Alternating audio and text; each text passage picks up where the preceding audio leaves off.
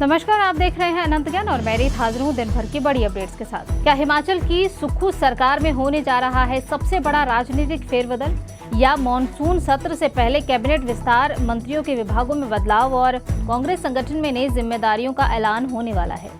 इन सभी सवालों ने प्रदेश की राजनीति में हलचल तेज कर दी है।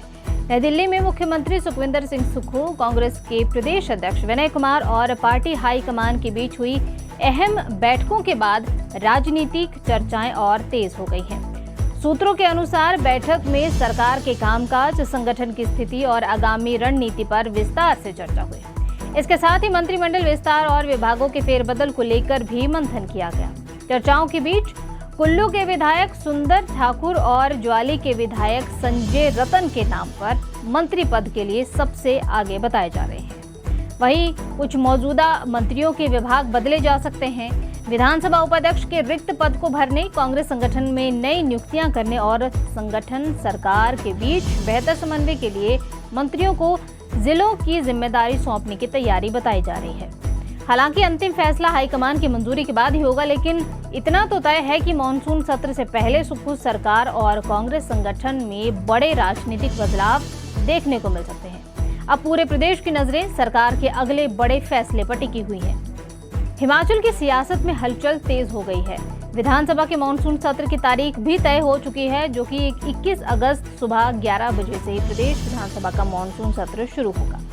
ये 14वीं विधानसभा का 12वां सत्र होगा, जिसकी अधिसूचना राज्यपाल कविंद्र गुप्ता ने जारी कर दी है।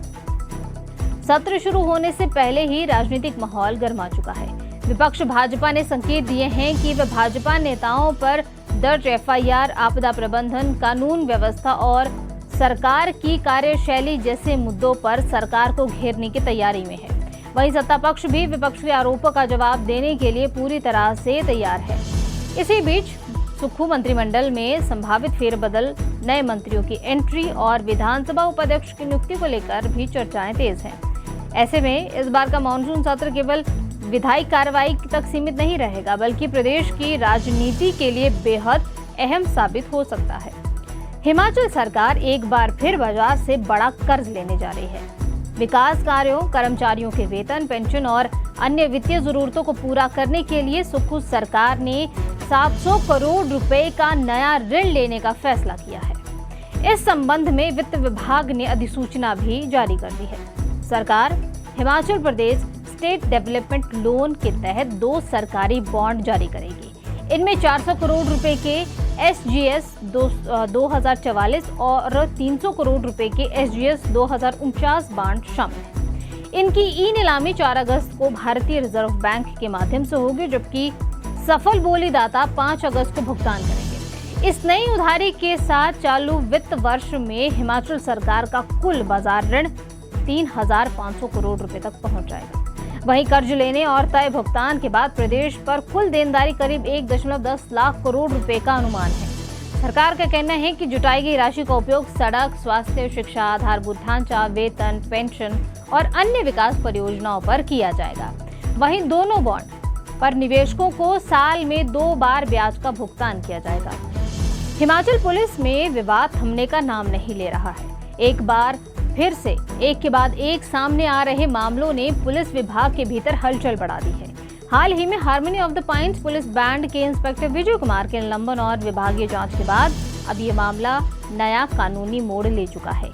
शिमला में आयोजित एक प्रेस वार्ता के दौरान पुलिस बैंड की महिला कांस्टेबल्स और निलंबित इंस्पेक्टर पर लगाए गए आरोपों के बाद महिला कांस्टेबल दीपिका ठाकुर की शिकायत पर पुलिस ने कथित गायक गोपी जैक्स के खिलाफ एफआईआर दर्ज कर जांच शुरू करा दी है। शिकायत में मानसिक उत्पीड़न, मानहानि और धमकी जैसे गंभीर आरोप लगाए गए हैं। बताया जा रहा है कि लगातार मानसिक तनाव के चलते महिला कांस्टेबल की तबीयत बिगड़ गई है और उन्हें अस्पताल में भी भर्ती कराना पड़ा। उधर एसएसपी शिमला गौरव सिंह ने एफआईआर दर्ज होने की पुष्टि करते हुए ये कहा है कि मामले की निष्पक्ष जांच की जा रही है।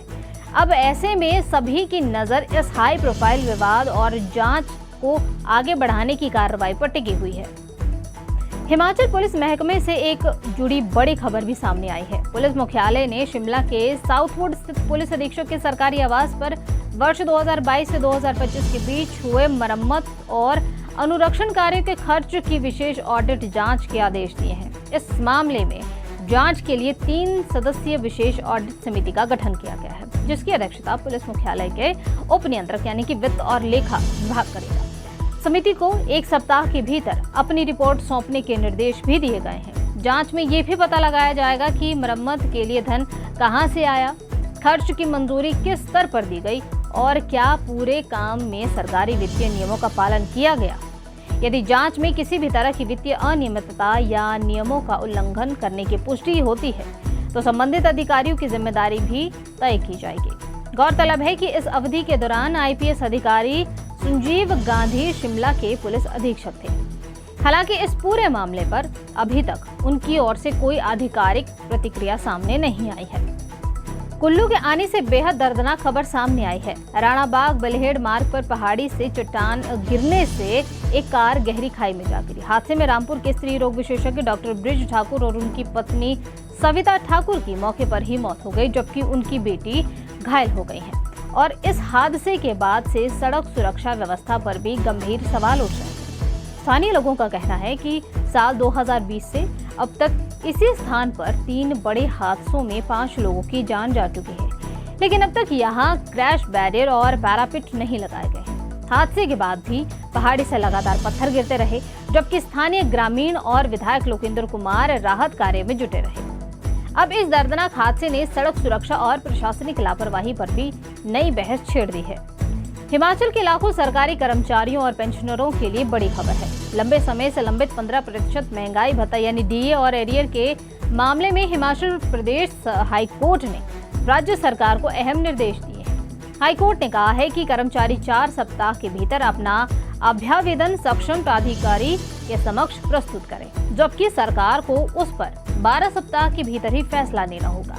फिलहाल अदालत ने मामले के गुण दोष पर कोई टिप्पणी नहीं की है। याचिका में ये दावा किया गया है कि जुलाई 2023 से जनवरी 2026 तक घोषित कुल 15% डीए का भुगतान अभी तक नहीं हुआ है और इस मामले को लेकर 281 कर्मचारियों ने हाईकोर्ट का दरवाजा खटखटाया था। अब प्रदेश के हजारों कर्मचारियों और पेंशनरों की नजर सरकार के अगले फैसले पर टिकी हुई है कि लंबित डीए और एरियर को लेकर क्या निर्णय लिया जाता है। मुख्यमंत्री सुखविंदर सिंह सुक्खू आज से 2 दिवसीय चंबा दौरे पर रहेंगे। मुख्यमंत्री अंतर्राष्ट्रीय मिंजर मेला 2026 के समापन समारोह में मुख्य अतिथि के रूप में शामिल होंगे और जिले के कई विकास परियोजनाओं को भी सौगात देंगे। अपने दौरे के दौरान मुख्यमंत्री सरोल मेडिकल कॉलेज के नए परिसर में 200 बिस्तरों वाले आधुनिक अस्पताल भवन का भी उद्घाटन करेंगे। इसके अलावा विभिन्न विकास परियोजनाओं का लोकार्पण और शिलान्यास भी करेंगे। मुख्यमंत्री पारंपरिक दंगल प्रतियोगिता, ऐतिहासिक शोभा यात्रा और मिंजर विसर्जन कार्यक्रम में भी हिस्सा लेंगे। वहीं रात को आयोजित होने वाली मेले मिंजर की अंतिम सांस्कृतिक संध्या में मुख्य अतिथि के रूप में शिरकत करेंगे और मिंजर स्मारिका का विमोचन भी करेंगे। मॉनसून सत्र से पहले हिमाचल की राजनीति में वार पलटवार तेज हो गया है। नेता प्रतिपक्ष जयराम ठाकुर ने कांग्रेस सरकार पर बड़ा हमला बोलते हुए कहा है कि प्रदेश में विकास नहीं बल्कि राजनीतिक प्रतिशोध की रणनीति हो रही है। जयराम ठाकुर का आरोप है कि भाजपा नेताओं, विधायकों और जनप्रतिनिधियों को चुन चुन कर निशाना बनाया जा रहा है। उन्होंने कहा है कि सरकार, प्रशासन और जांच एजेंसियों का इस्तेमाल राजनीतिक विरोधियों के खिलाफ कर रही है। साथ ही कानून व्यवस्था और फोन टैपिंग जैसे मुद्दों पर भी सरकार को घेरा गया।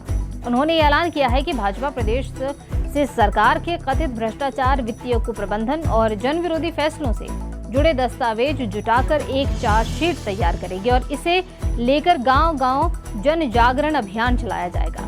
हालांकि जयराम ठाकुर के इन आरोपों पर राज्य सरकार की ओर से फिलहाल कोई भी आधिकारिक प्रतिक्रिया सामने नहीं आई है। एचआरटीसी यात्रियों के लिए बड़ी खुशखबरी है, क्योंकि हिमाचल पथ परिवहन निगम ने हिम बस प्लस कार्ड लॉन्च कर दिया है। अब इस कार्ड में ग्रीन, समान और स्मार्ट कार्ड की सुविधाएं भी मिलेंगी।